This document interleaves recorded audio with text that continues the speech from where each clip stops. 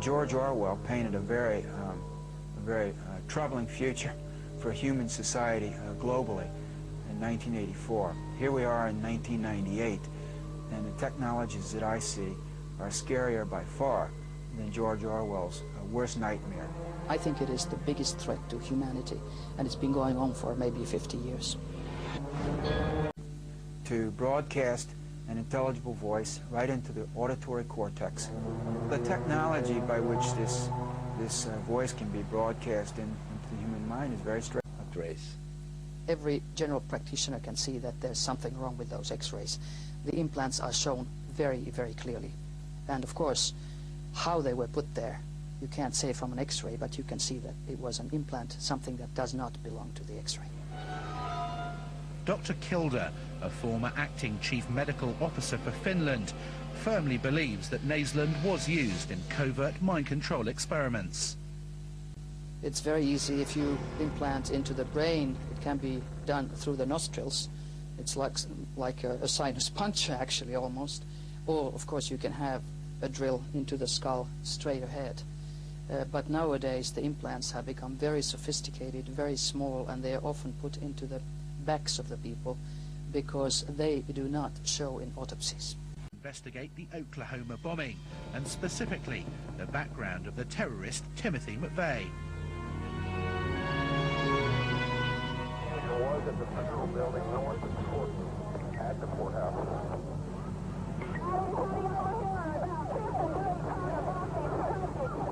In 1995 in Oklahoma City, ex-Army colleagues Terry Nichols and Tim McVeigh bombed a federal building housing different law enforcement agencies. The enormous car bomb killed 168 people. McVeigh was sentenced to death and is currently on death row, while Nichols was sentenced to life imprisonment. The immediate question was, why did McVeigh commit the biggest terrorist act on American soil? The official story is that when he was in the Army, he became frustrated and depressed because he couldn't make the Special Forces. He goes to work at CalSpan, and after a year, he suddenly becomes enraged at the United States government because he believed that he had an implant in his body. Well, what was CalSpan? The company that he was working for was a top-secret microelectronics firm, as a matter of fact, that began at Cornell. Days after McVeigh was arrested, the Boston Globe interviewed his closest friends. They said that McVeigh had complained about having been implanted by the government. So could CalSpan, as Alex Constantine alleges, be a site for MKUltra? And if so, was McVeigh an implanted Manchurian candidate? Although McVeigh has already been sentenced to death by a federal court, pressure from the local population has forced Oklahoma District Attorney Bob Macy to set up a state grand jury. Secondly, to see, they claimed that there was information that federal employees had been notified ahead of time that there was going to be a bombing that day and they shouldn't go to work. Chris, what is this we can hear now? Well, this is a signal that shows us they're alive and working and operating. It's at 435 megahertz pulse-type FM modulation. This is underground at the Montauk base, about a half a mile to a quarter to a half a mile down. A transmitter device, which he put into the brain of a bull. We obtained this footage, which chillingly shows the future direction of the MKUltra program. Dr. Delgado, who can clearly be seen standing in the ring, stops the bull in his tracks every time he activates the radio transmitter. Crude but effective mind control. So it's a scientific fact that you can put a brain electrode in somebody's head, you can stimulate that electrically from a remote distance, and that will have a dramatic effect on their behavior. It worked.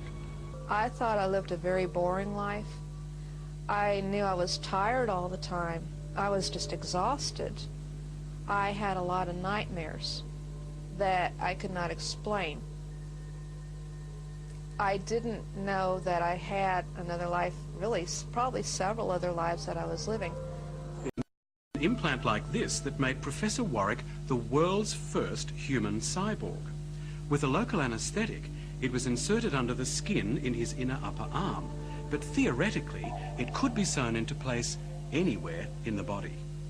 His wife, Irena, to be exact. The plan is to have his and her implants. Exciting. I want to know the feelings when we read each other's thoughts, what is it gonna be like. It's an experiment that will take communication in marriage to new levels. And even when this couple are apart, getting into each other's heads and hearts could be as easy as logging onto the internet. Well, once you have the connection from the nervous system through an implant to a computer, of course via the internet or satellite, where more than one person has an implant, you can communicate with each other. That another person could read your deepest thoughts and feelings is an unsettling idea, but Professor Warwick believes the melding of machine and human to mind control experimentation that is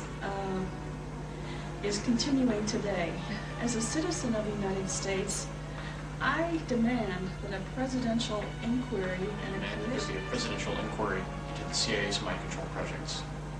I was born in 1975, and I was an unwilling participant in these heinous crimes. This stuff has to stop. It's against all laws, codes, and moral ethics known to man. Please do something. President Clinton made this apology for the radiation experiments carried out on the American people. Thousands of government-sponsored experiments did take place at hospitals, universities, and military bases around our nation.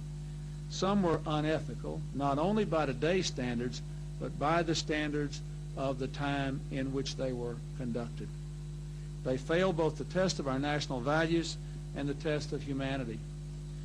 The United States of America offers a sincere apology to those of our citizens who were subjected to these experiments, to their families, and to their communities.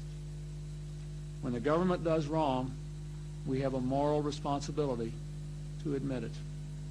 The duty we owe to one another to tell the truth and to protect our fellow citizens from excesses like these is one we can never walk away from.